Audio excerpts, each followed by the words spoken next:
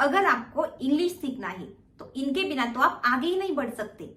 जी हाँ, यही हमारे दोस्त do, does, did, am, is, are, have, has, was, were, had. क्योंकि इंग्लिश सीखने की जर्नी में ये सारे दोस्त हमारे साथ चलते हैं। Hi everyone, welcome to my channel. My name is Kirti और आज के इस लेसन में हम सीखने वाले हैं डू, डज और डिड। क्योंकि am, is, are, have, has इनको सीखने से पहले हमें डू, डज और डिड को समझना होगा, क्योंकि ये बेसिक्स है और इनसे ही ग्रामर की शुरुआत होती है। पहले कुछ इंपॉर्टेंट पॉइंट्स डिस्कस करते हैं। जैसे हमारा फर्स्ट पॉइंट है कि डू, डज और डिड ये मेन वर्ब्स करके भी आ सकते हैं और हेल्पिंग वर्ब्स करके भी आ सकते हैं। अब मेन वर्ब क्या होता है और हेल्पिंग वर्ब क्या होता है, ये हम आगे जाके एग्जांपल्स के साथ डिटेल में समझेंगे। हमारा सेकंड पॉइंट है डू, डज और डिड को हम सब्जेक्ट्स के अकॉर्डिंग यूज करते हैं।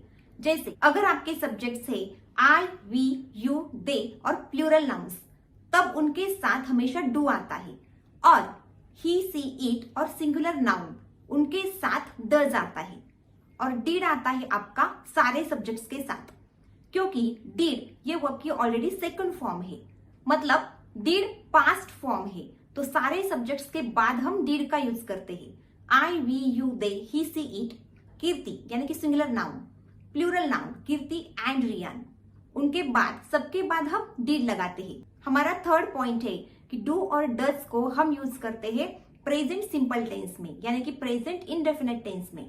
और डिड को हम यूज करते हैं पास्ट इंडेफिनिट यानी कि पास्ट सिंपल टेंस में। नेक्स्ट पॉइंट है कि डू ये वर्ब की फर्स्ट फॉर्म है, यानी कि बेस फॉर्म, इसको हम बोलते हैं V1।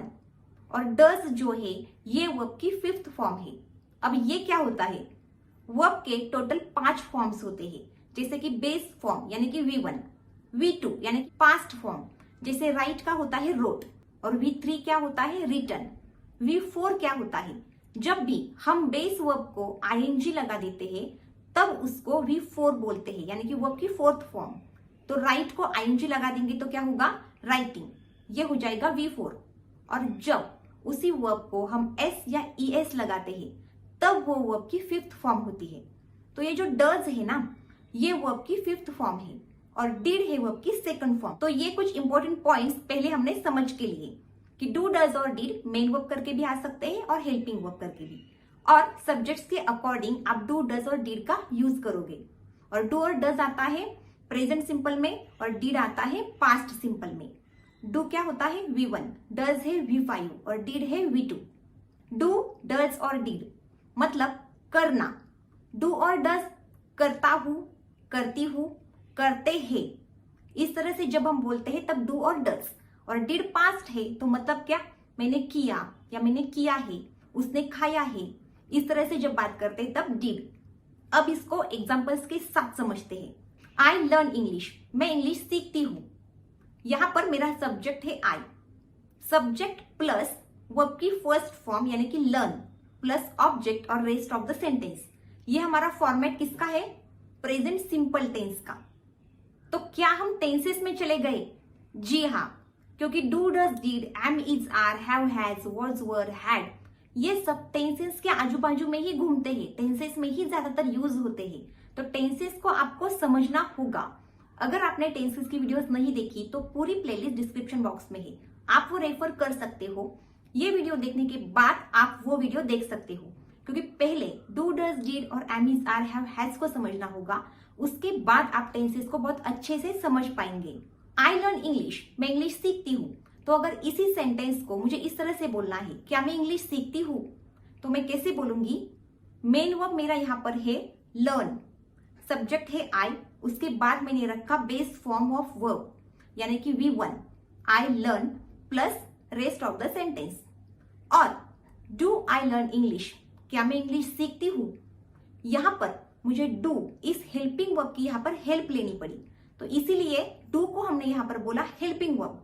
मेरा मेन वर्ब कौन सा था, लर्न, वो वैसा ही रहा। लेकिन जब मैं इंट्रोगेटिव सेंटेंस फॉर्म कर रही हूं, क्या मैं इंग्लिश सीखती हूं, तब मैं यूज कर रही हूं डू का। तो डू हो गया मेरा हेल्पिंग वर्ब और लर्न ये मेरा मेन वर्ब था, वो वैसा का वैसा ही रहा। इस तरह से डू आया हेल्पिंग वर्ब करके और मेन वर्ब कोई और है। तो ये हमारा सेंटेंस किसमें बना था, प्रेजेंट सिंपल टेंस में। I learn English, subject plus V1 plus object. और प्रेजेंट सिंपल टेंस में हमने पढ़ा था कि डू और डज का हम यूज करते हैं। आई लर्न इंग्लिश, मैं इंग्लिश सीखती हूँ। अगर इंट्रोगेटिव सेंटेंस करना होगा तब हम क्या करते हैं, जो भी आप यूज कर रहे हो सब्जेक्ट के अकॉर्डिंग, डू या डज, उसको हम सब्जेक्ट से पहले डालते हैं। तो आई के साथ हम क्या यूज करते हैं, डू का। तो डू को सेंटेंस से पहले डाल दिया। डू आई लर्न इंग्लिश, क्या मैं इंग्लिश सीखती हूँ। और जब आपको नेगेटिव सेंटेंस बनाना होगा, मैं इंग्लिश नहीं सीखती हूँ, आई डोंट लर्न इंग्लिश, यानी सब्जेक्ट के बाद जो भी आप यूज कर रहे हो सब्जेक्ट के अकॉर्डिंग, डू या डज का, उसके साथ आप सिर्फ नॉट लगा देंगे। तो एक बार इसे भी समझते हैं। Do not equal to don't, does not equal to doesn't और did not equal to didn't. यही अगर मैं सब्जेक्ट चेंज कर दूं, he learns English, he she it, उसके बाद जो भी वर्ब आता है उसको हम हमेशा एस या ईएस लगाते हैं। ये सेंटेंस भी है प्रेजेंट सिंपल टेंस में ही। अगर इसका मुझे इंट्रोगेटिव करना है, क्या वो इंग्लिश सीखता है, does he learn English. He she it के साथ क्या आता है, डज आता है, तो इसलिए हमने डज लगाया।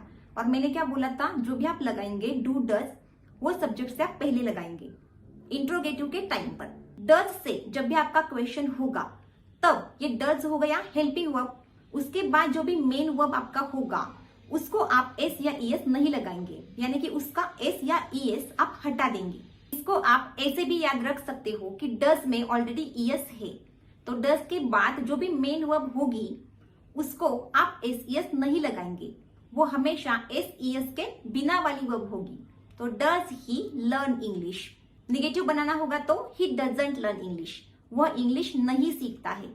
मैं करती हूँ, आई डू।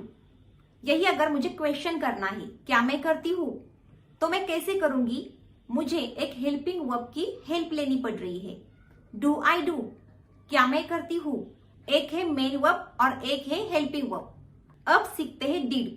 डिड क्या है, V2 है, जिसका हम यूज करते हैं पास्ट सिंपल टेंस में। तो पास्ट सिंपल का हमारा फॉर्मेट होता है subject plus V2 plus object. V2 यानी वर्ब की सेकंड फॉर्म। पहला एग्जांपल हमने देखा था आई लर्न इंग्लिश, जो था प्रेजेंट सिंपल टेंस में। अब अगर मुझे इसे पास्ट सिंपल में बोलना है कि मैंने इंग्लिश सीखी, आई लर्न इंग्लिश, V2 मैंने यूज किया सब्जेक्ट के बाद। अगर मुझे इसका क्वेश्चन करना है, क्या मैंने इंग्लिश सीखी, डिड आई लर्न इंग्लिश, मुझे हेल्प लेनी पड़ी डिड की इंट्रोगेटिव करने के लिए। मैंने इंग्लिश नहीं सीखी, आई डिडंट लर्न इंग्लिश। उसने वह किया, सी डिड दैट, वर्ब की सेकंड फॉर्म है डिड। क्या उसने वह किया, did she do that. Do, does और डिड का और कहाँ यूज होता है, जब भी हम एम्फसाइज करके कुछ बोलते हैं, यानी कि जोर देके, तब भी हम डू, डज और डिड का यूज करते हैं। जैसे हमारा एग्जाम्पल था आई लर्न इंग्लिश, मैं इंग्लिश सीखती हूँ। अगर किसी ने मुझे बोला तुम इंग्लिश नहीं सीखती, तो मैं कैसे बोलूंगी, मैं इंग्लिश सीखती तो हूँ, या मैं इंग्लिश सीखती हूँ, यानी कि जोर देकर मैं बात कर रही हूँ। तब मैं इसे बोलूंगी डू के साथ, आई डू लर्न इंग्लिश, मैं इंग्लिश सीखती तो हूँ। दोनों वे में आप इसे बोल सकते हो, मैं इंग्लिश सीखती तो हूँ या मैं इंग्लिश सीखती हूँ, यानी कि जोर देकर। मैं पढ़ती हूँ, आई रीड, मैं पढ़ती तो हूँ, आई डू रीड। यही जो मेन वर्ब है रीड और हेल्पिंग वर्ब है डू, दोनों के बीच में अगर मैं नथिंग बट डाल दूं तो उसका मीनिंग चेंज हो जाता है। कैसे, I do nothing but read, मैं पढ़ती ही रहती हूँ, यानी कि पढ़ने के अलावा जब मैं कुछ और नहीं करती, तब मेन वर्ब और हेल्पिंग वर्ब के बीच में हम नथिंग बट का यूज कर सकते हैं। वह इंग्लिश सीखता है, हमने ये एग्जाम्पल देखा था, ही लर्न्स इंग्लिश। क्या वो इंग्लिश सीखता है, डज ही लर्न इंग्लिश, वह इंग्लिश नहीं सीखता है, ही डजंट लर्न इंग्लिश। इसी को अगर मुझे इस तरह से बोलना है, वह इंग्लिश सीखता तो है, ही डज लर्न इंग्लिश, उसने इंग्लिश सीखी, ही लर्न इंग्लिश, उसने इंग्लिश सीखी तो है, he did learn English. Did के साथ हमेशा वर्ब की फर्स्ट फॉर्म आती है। जब भी डिड से क्वेश्चन भी होगा तो उसके बाद हमेशा वर्ब की फर्स्ट फॉर्म आएगी। जैसे आई डिड दैट, मैंने वह किया, क्या मैंने वह किया, डिड आई डू दैट। आई के बाद यानी सब्जेक्ट के बाद वर्ब की फर्स्ट फॉर्म हम लगाते हैं। अब आपके लिए टेस्ट, आप इसका इंग्लिश सेंटेंस ट्राई करेंगे, उसके बाद मैं आपको बताऊंगी कि इंग्लिश में ये कैसे होगा। वह दवाइयां लेती तो है, कैसे होगा, सी डज टेक मेडिसिन्स, मैंने जोर दे के बोला कि वह दवाइयां लेती तो है, तो मेन वर्ब के साथ हेल्पिंग वर्ब भी आ गया। तो सी के बाद क्या आता है? Does. She does take medicine, वह दवाइयां लेती तो है। मैंने रोज पढ़ाई की तो, सब्जेक्ट के बाद यहां पर क्या आएगा? पास्ट की मैं बात कर रही हूं कि मैंने पढ़ाई की तो।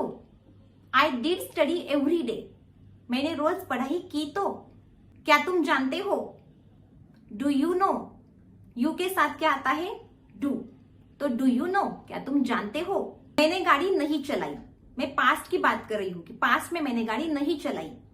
आई didn't drive a car, subject मेरा है आई, मैं पास्ट की बात कर रही हूं तो मैंने लगाया डिड, और नेगेटिव सेंटेंस है तो डिड के साथ मैंने जोड़ दिया नॉट को। I didn't drive a car, और ड्राइव ये मेरा है मेन वर्ब, वह गाना गाती है। She sings a song, he she it के बाद वाले वर्ब को एस या ईएस आता है प्रेजेंट सिंपल टेंस में, तो वह गाना गाती है। सी सिंग्स अ सॉन्ग, क्या वह गाना गाती है? Does she sing a song, जब डज से क्वेश्चन होगा तो मेन वर्ब का एस या ईएस आप हटा देंगे। तो ये थी हमारी एक्सरसाइज। आई होप आपको डू डज और डीड बहुत अच्छे से समझ में आ गया है।